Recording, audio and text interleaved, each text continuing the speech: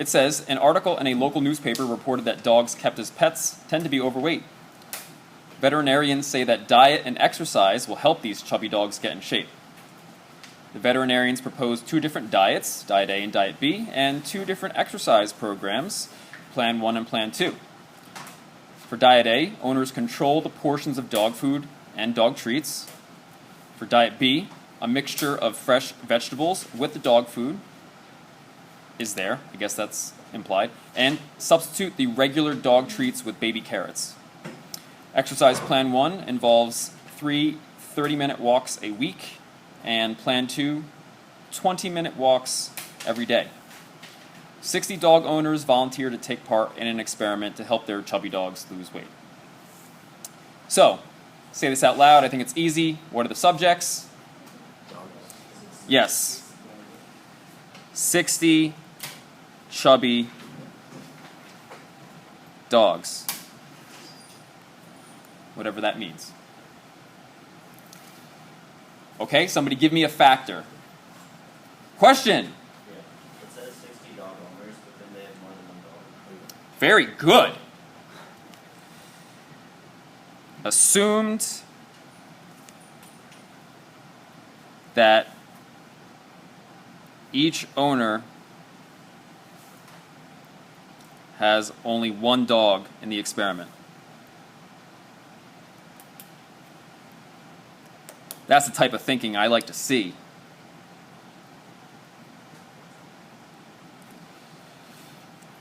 What are we assuming? Rotem.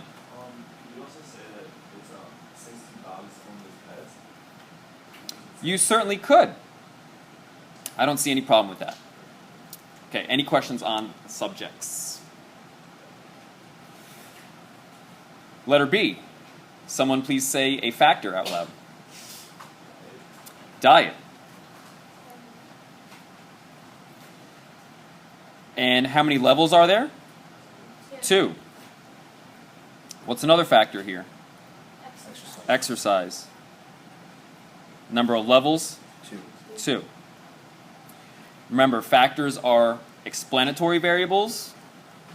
They are what you believe to be the cause of something. They are the things that you are controlling, that you are manipulating from subject to subject.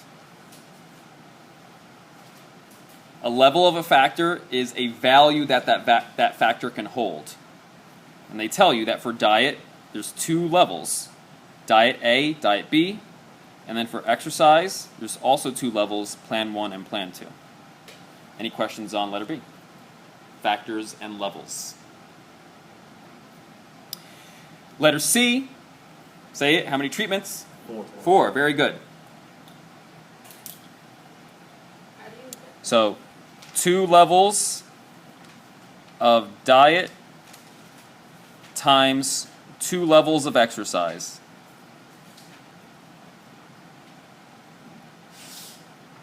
Typically, you multiply the number of levels of each factor.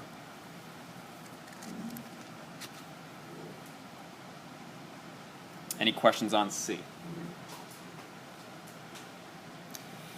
D, whether or not the experiment is blind or double-blind. Well, it's unknown.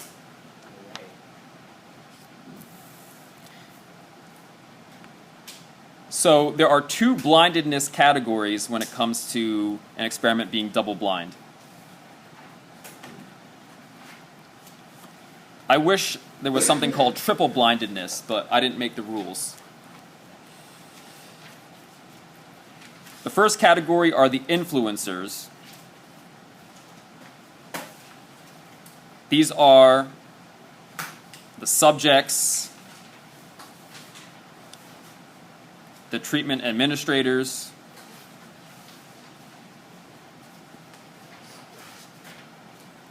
and I'm sure if you thought about it long enough, you could think of some other groups. Anyone who can influence the results. We would prefer that they do not know which subject is getting which treatment, because that reduces bias, if that's true. The other category is the evaluators. These could be treating physicians,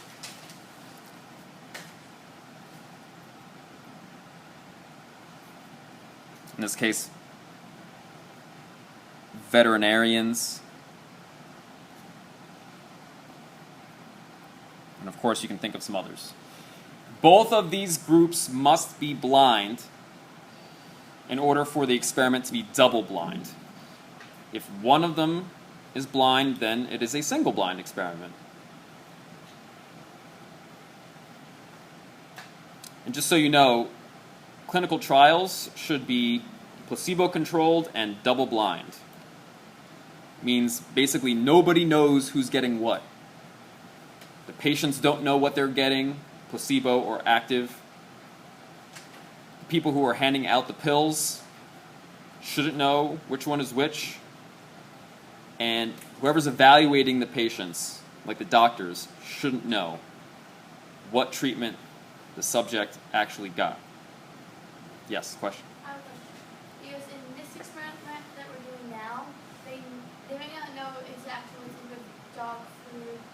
Or they do. They know what they're eating, and they also know how much exercise they're doing. So how would that be blind at all? The subjects and the evaluators. I could see the evaluators being blind. I could see these dogs coming to the vet office after the experiment. They just have a serial number or some type of identification, and the vet is simply evaluating them. The vet doesn't need to know what diet they got and what exercise plan they got. So this could be single blind. Yes?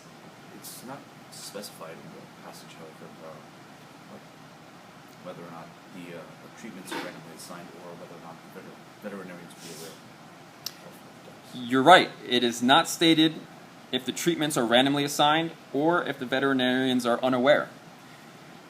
Sometimes we assume things, like I did before Andrew corrected me. Okay? So I will say here, this could be single blind, but we don't know.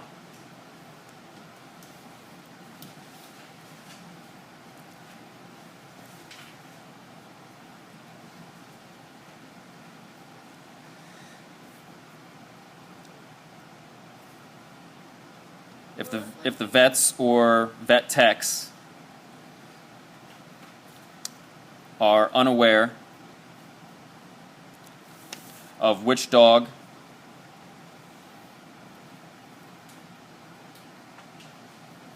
got which diet or exercise plan. However, the subjects themselves, the dogs, yes, one could argue whether or not it matters for non-human animals, but I'm not going to get in that discussion right now. But the dogs are the ones that are eating the food, and they're the ones who have the body that's being exercised. So you could argue that the dogs are not blind. We want our subjects to be blind. Also, the dog owners, presumably they're the ones who are exercising the dog, so they're aware. And also, presumably they're the ones who are feeding the dog, so they're also aware of that. That's why I'm not going to go with double blind here. Question? So because of that, you couldn't do double blind because the owners argue. Like, what if it was like a system where the dog just gets let out for 30 minutes and then there's a machine that feeds it? You know? Yeah, I guess you could make it even more blind by taking the dogs away from the owners. However, if you look back at this, I said the treatment administrators also need to be blind. If it's a machine, Right.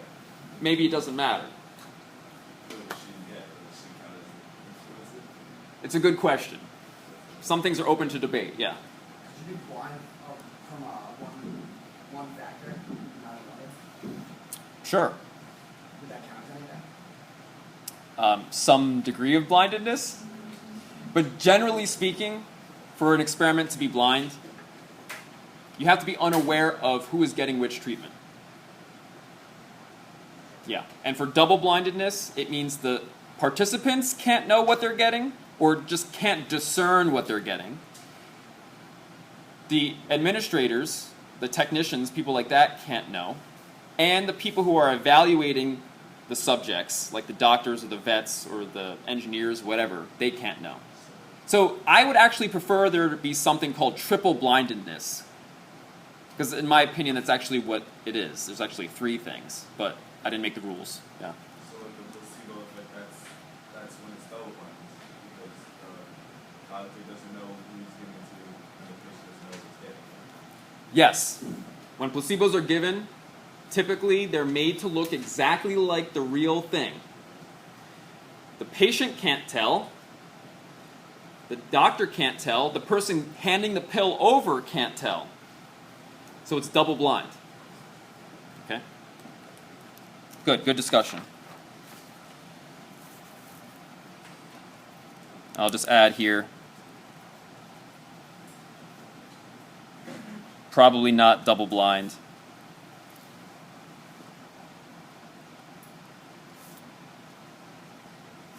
Since dogs plus owners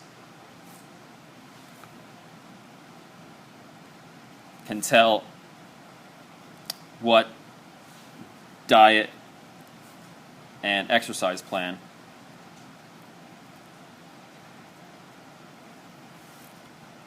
is used. Okay?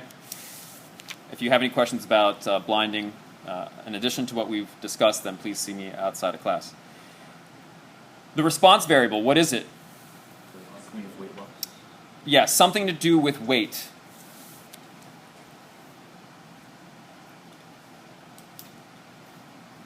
I will say weight loss could be a negative loss, aka a gain. Some might argue that we should measure the dog's weight before the experiment and then after. I think that's wise. So it could be weight change over time. Okay, any questions on part 1? Now we're going to design an experiment. Exciting. This is one of the areas where the College Board accepts a diagram. And the book teaches you how to do that, and I will do a diagram here. However, if you wanted to design it with words, that would be fine. These diagrams traditionally start with the subjects on the left. So we have 60 chubby dogs, or we assume that there are 60.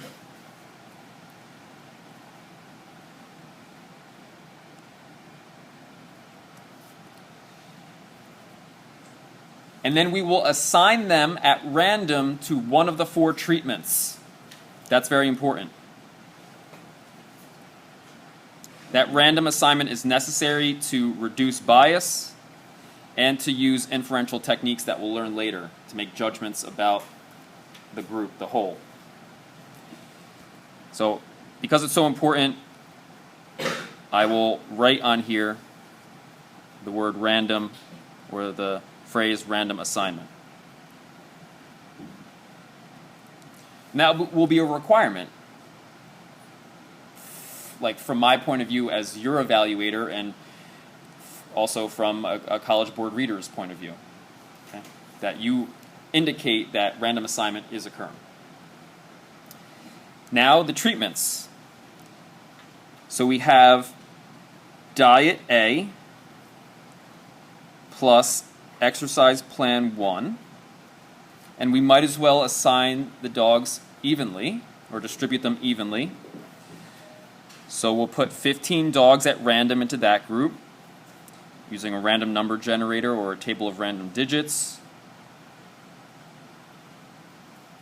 The assignment should have nothing to do with us. We should have no say in the matter as to what dog gets what treatment.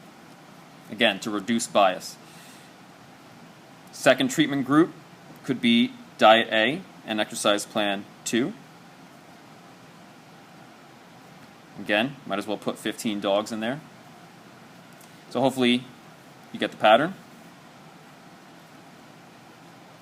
Third treatment could be diet B and exercise plan 1.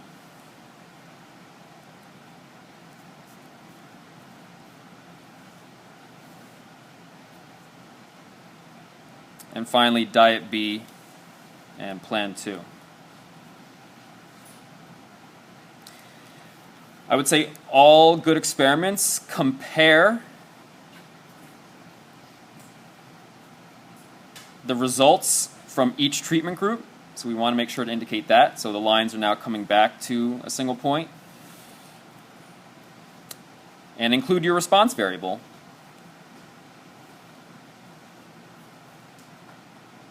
I like this. Good. Yeah, I think it's fun. Road temp. Is it all the same dog? No. So they don't have to bias because some dogs are pretty others. Be careful with the word bias. And you're not the only one who's done this. Bias means a systematic overestimation or underestimation. Like, no matter how many times you do something, you keep overshooting or undershooting it. The other word that I would use is variability. Is that maybe, where would you rate this? Where would you Well, rate it? variability in general always exists. We try to control for it as much as possible.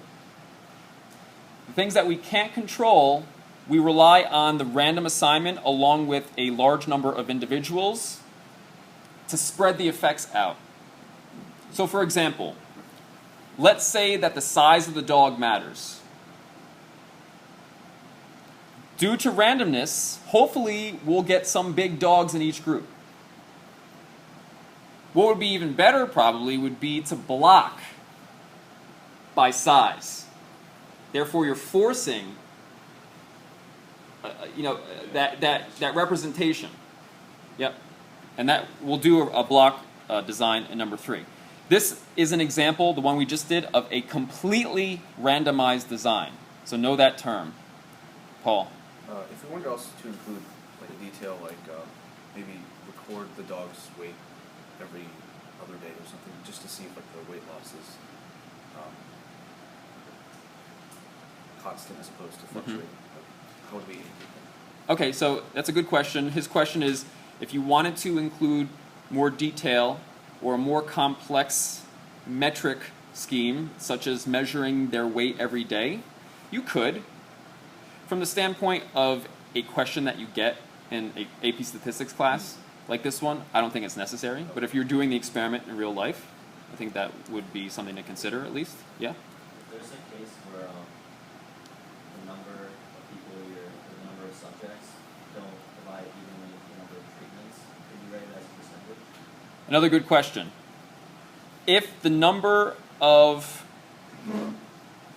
subjects is not divisible by the number of treatments, then I would try to get the treatment group sizes to be as equal as possible. But it's not necessary. Like the techniques that we'll learn later don't require that the treatment groups be equal in size. Okay? And if you want to state a percentage, I think that's okay too. Yeah. Any other questions on number 2, a completely randomized design? Andrew Lee.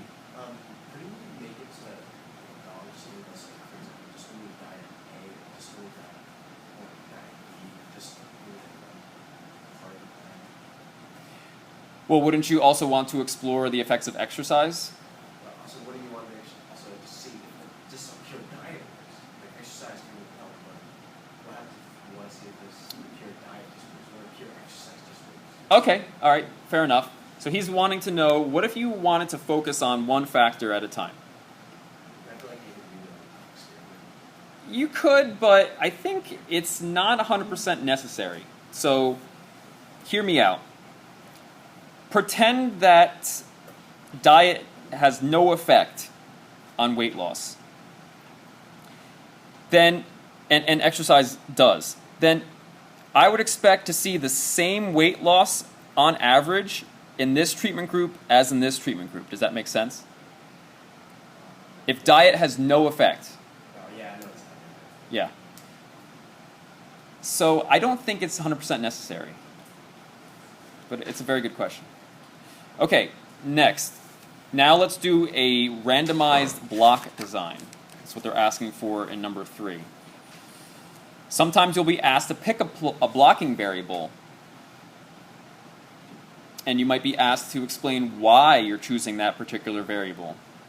I would say your blocking variable choice should be based on what you think is going to have the most impact on your results. But in this case, they are dictating to us the blocking variable, breed. So presumably, the researchers believe that breed is going to have an effect on weight loss, and we want to get that variable out. So we want to hold it constant. Yes? So what if we do that by experimenting on the same number of dogs per breed? It doesn't necessarily have to be the same number, but you want to experiment on each breed. Okay, separately. Yes. Okay. So this is what a randomized block diagram would look like. You start with your blocks. I don't know what the breeds are, so I will just start with breed 1. And I also do not know how many there are of each, so just an unknown. Many times in life there are things you don't know. We do the best we can. What's more important is that you are randomly assigning within each block. That's something that, in my experience, many AP statistics students fail to understand or to indicate. That random assignment occurs within the block because the point of blocking is to reduce variability. It's like a mini experiment that you're doing.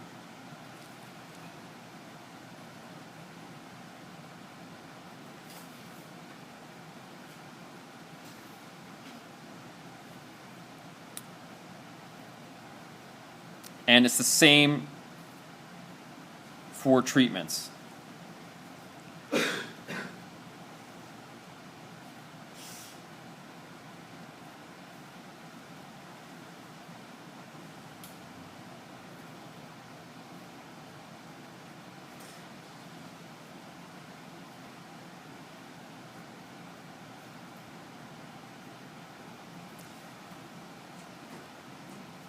Another area I've seen AP statistics students just not get right is in the comparison stage. The comparison happens within the block for the same reason as the random assignment occurs within the block. You want to take advantage of this reduction in variability due to blocking by breed. You want to remove that from the picture. So it makes sense to compare within the block. You want to discern the effects of diet and exercise, not the effects of breed.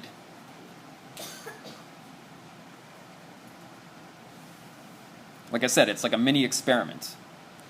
And I said draw the beginnings of an experimental design diagram.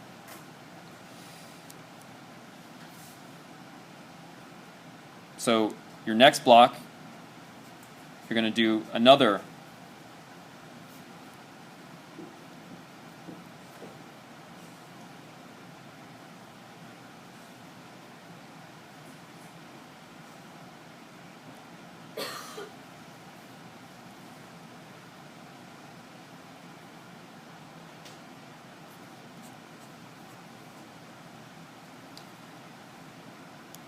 And just to make it abundantly clear to the reader, I'll add here that this structure is repeated for each breed.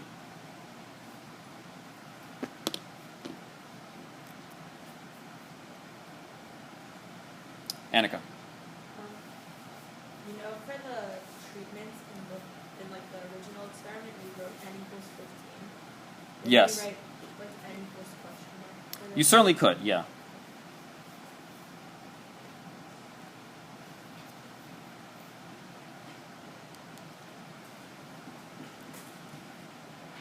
Dylan, Why would block interesting eliminate breed as a a variable. variable? Exactly. Yep. Block when you can. That's my advice. Any questions on what a randomized block diagram looks like? And I'll just show you another one. This is the one from the textbook. They're blocking by I don't even know, but it doesn't matter. So they start with their complete subject pool. Then they separate it out. Remember, blocks are homogeneous groups, so there's something in common about all these, something in common about all these. Then from there, randomly assign to the different treatments, and then compare within the block. Okay? Yes? But an example of a case where you can't block would be, let's say, all 60 of the dogs were the same breed. Well, you couldn't block by breed, or you couldn't take advantage of blocking by breed because you have no other breed. Yeah. Yes, that brings to mind another advantage of blocking is it lets you compare breeds. Okay? Yes? How would you go about in an experiment, let's say for a particular breed, let's say you had 4 different treatments but only 3 of those particular breeds. How would you make sure it's randomly assigned? Only 3 dogs in the breed? No, only 3 dogs that within that one structure. So let's say N was 3. Would you just randomly assign both of them? Yeah. If you had less subjects than you had treatments, you're not in good shape. Right. I wouldn't even conduct the experiment. Okay. Yeah. You want to have as many as possible in each treatment group. That's called replicating. Dylan. If you're blocking by breed, let's say you have 3 breeds for this. Breed 1 and 2 have 58 dogs. Then you have 2 dogs in another breed. That create a problem. Yes, then I wouldn't even block by breed. You want to have as equal representation as possible in each block. Yeah. What if you have a whole bunch of breeds though? That's another issue. So you might need to categorize. You might need to say large breed, mid-sized breed, small breed. Yep. Excellent discussion, by the way. Any other questions or comments?